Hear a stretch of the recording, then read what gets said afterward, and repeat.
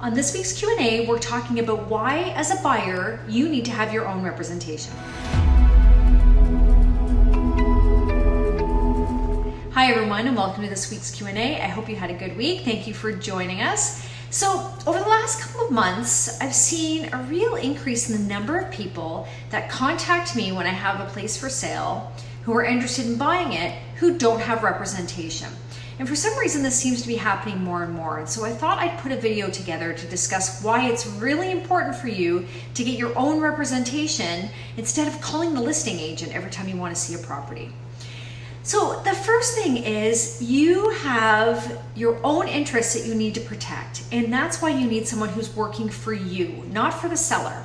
At the end of the day, any listing agent does not work for you. They work for the seller. They cannot work for both buyer and seller equally. It's impossible. So if you are going right to the listing agent, they have to work and protect their seller's interests. You need someone to protect your interests as the buyer. And that's why the most important thing you can do is hire a realtor.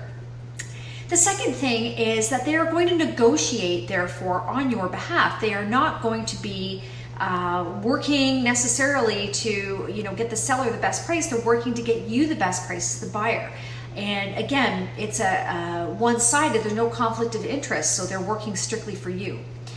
The third thing, and this might be something people don't know, but it's free. Why would you not have a realtor represent your interests? At least in where we are in the Greater Toronto area, all of the buyer's fees are paid by the listing side, so the seller pays for the fees. So why would you not hire someone to represent your interests? It just makes sense.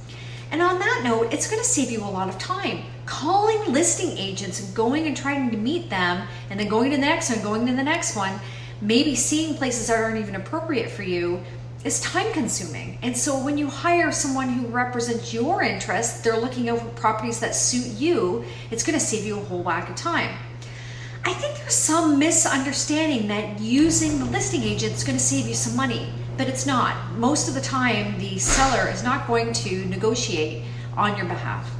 Hope that's helpful. We're always here. If you have any questions, please reach out, and we'll see you again next week. Bye for now.